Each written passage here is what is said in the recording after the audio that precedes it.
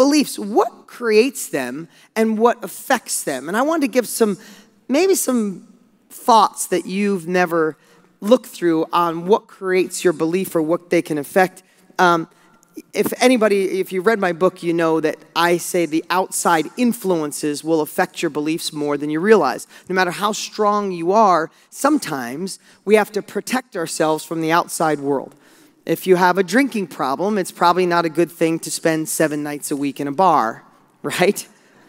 If beliefs are a hard thing to keep strong, what can we do from the outside world, right? We got the inner game and we got the outer game, right? We're working all the time on our inner game, isn't it? Sometimes it's a pain in the ass. You're just working on it. And then one thing from the outside world throws us off a cliff. Like, it's crazy. But what can you do to empower beliefs that bring you towards the direction you want to go compared to bringing in things that empower beliefs that keep you small? So I always talk about the news.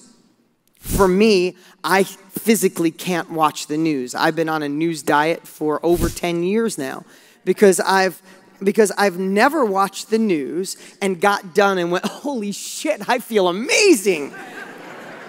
God, I feel good. Give my dad a call. Dad, you got to see the 7 o'clock news. You'll feel amazing. If you missed it at 5, you should see it at 7. No, because here's what I know. When's the last time you watched the news and you wanted to run out and really go after it and get life going? Or do you go, wow, things are really screwed up? I mean, think about what's on the news right now. I mean, I was in the gym yesterday. The only time I get glimpses of news without audio is when I'm at the gym and there's like 5 screens on. And then the funny part is it's like watching CNBC or CNN and Fox. It's like, are they both in the same country? Right? It's like, and so literally just seeing the subtitles is enough to screw me up. But think about that in all areas of your life. What in your life fuels a belief of doubt? And what in your life fuels a belief of hope and passion and drive? And I'm not going to go through all of them, but you need to identify them. Who in here, you don't have to raise your hand because maybe you brought them with you. You know what I mean? Just saying. Who in here will self-admit that your spouse or a friend brought you here kicking and screaming? Like drug you here? There's a go. Who's afraid to admit it, but it's true, right? It's like, I'm going to go there. And then, believe me, we'll convert you before you leave. You have no idea. You'll be reading my book tonight before you go to bed. But what affects you like news? If you watch the news or read the paper cover to cover and it alters your beliefs just a fraction, just a millimeter in a direction. Mary, are you starting trouble up here? It's good to have you here. If something alters you just a fraction, then it's putting you on a different course. So I would think about it. If you watch the news or read the paper cover to cover and you feel a little bit self-doubt, if you have a little bit of belief that like maybe now's not the time, then should you do more of that or less of that? Right? If you have a friend who you love dearly, sometimes we have friends for 20 years. Every time you're with them, it's like they have a battery charger and they plug it into you and they suck all the energy out of you. And when you're done, you're like, oh shit, maybe I should just go get a job and jump off a cliff. Like, we all have those friends. I mean, who has the friend that when your phone rings or you get a text, you go, oh, shit. Should I get that now? And then the worst part is, like, sometimes you don't even want to wait for it to ring to go to voicemail, so you hit the end button, and they know it. And they're like, and they call back 3 more times, and then they text you, I know you sent me to voicemail.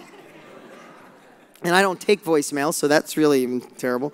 But what affects you in that way? So I want you to start thinking, like, if we have to create beliefs that make us bulletproof, listen, I shared this yesterday. We have one life here. Are we going to play this life full out?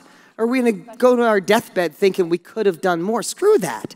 This is the time to go for it now. There's no better time than now. We're going to start someday that someday will never come, right? So we have to protect ourselves. So are we going to fill ourselves with the empowerment to drive the beliefs that we want or the beliefs that we don't? So if it's the news, if it's a negative person, if it's a certain activity you do that makes you feel bad about yourself, if there's something I said yesterday about working on your weaknesses, if there's something you feel like you have to do, but every time you do it, it makes you feel inferior or it robs your confidence, you have to find a way to get rid of that crap, because our beliefs are the only thing that drive us here. Listen, we also have old programming. I talked yesterday about Ryan, the kid that works for me. He's 17, just turned 18 years old. His girlfriend's parents, every time they go there, are telling him, because he barely got out of high school. He did, he graduated online, and he's deciding on a different path. I'm not knocking college in any way. What would we do without college and doctors and professors and all the things that are amazing? But it's not his path. But he goes, and because his girlfriend's parents, they're really tough on him. He feels like a loser when he's over there. But when he's there, they want him to go to school to be an engineer. They want him to go to school and have his degree, because that's how they were programmed. What he found out last week is he's currently making $18,000 a year more than both his parents combined, his girlfriend's parents combined. And better yet, he's happy every single day. The guy is lit up so much at our office, we have to like calm him down because he's excited about everything. It's like, we got, you get new cups. He's like, did we get new cups in the office? These cups are amazing. It's like, all right. But here's the conversation we had. Because of old programming, the conversation we had was, my girlfriend's parents want me to go to school that makes me miserable. School's not for me. I could never do it. He had some similar, reason I have a liking to him, because he has similar issues I had when I was in school. He's like, go to school for 4 years, which I hate, and then get in a job that I dislike to make less money than I'm making right now. But if I did that, they'd put their arm around me and say, congratulations. It's so counterintuitive, but we have old programming. I mean, listen, what I never understood is when you were in high school or college or just starting out life, you have these dreams, you have the aspirations, you have these big goals in some cases, right? And the world tells us that we're dreaming. I mean, think about when we want to step out from the line everybody else is having and go after our own shit and do our own thing, and people saying, hey, get real. Or when you get a Lola, you'll see that that's not. And all of a sudden, you start squashing your dreams. You start playing smaller in your own life to make people around you feel better. And here's the thing, you quit your dream, you quit your desire, and you take some job that makes somebody else happy, and all of a sudden, you get somebody's arm around you saying, hey, now you're finally growing up. Really? It's so, I mean, listen, I'm not saying this to make anybody sad, because you're in this room now, but how many people in their 20s and 30s took a 5-minute job to make other people happy or just pay the bills until you could get to your goals, and then 30, 40 years went by? Trivet? Now, I don't say that to make you, but here's the thing, but you're in this room now. You're not accepting that anymore. You're not playing small anymore. You're going for that next level. So we can't do anything about our past, but we surely could start today on a new future. So I would say watch the old programming, because some of it is, listen, my dad's here today, which is awesome to have family here. So everybody give it up for my dad. My dad's 83 and looks 55. I got some good genes going on. Exactly. But watch the old programming, because I said that about my dad. My dad was born during the Depression. So my dad, shared with you yesterday, everything my dad did when we were young is, if you could do it yourself, why pay somebody? And every room you walk out of, if you didn't turn the light off, it was like death. Like we were going to die if we didn't turn the lights off. But he had to. That's how he got by.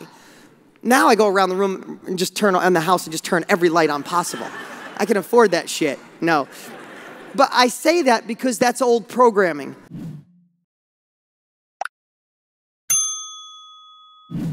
So I want to encourage you today to watch the old programming that's going to screw with your beliefs. Because you might believe, I can go do more real estate. I could do my first deal. I could be a wholesale monster. While simultaneously, you might have a belief that's residual from your parents that say, you better get a job, go to school, and work for somebody else, because if you start your own business, you'll go bankrupt, right? So simultaneously, you're like, man, I want this, but why the hell am I feeling hesitant? Why am I holding back? It's because of a belief that's in there. It's not because of anything in the outside world. I mean, go think about it. Think about what stopped you from reaching your next level over the last year. And if I said, hey, run up to your room and grab it, could you go get it? It's a belief. Where does it live? It lives in here. It lives in our hearts. So we have to acknowledge that. We have to be aware of it, and we have to feed the beliefs that fuel our desires. What's up? What's up? Hey, before you go, you need to watch these next few videos. They're absolute game changers. Hurry up and click right over here and watch them, and I'll see you there.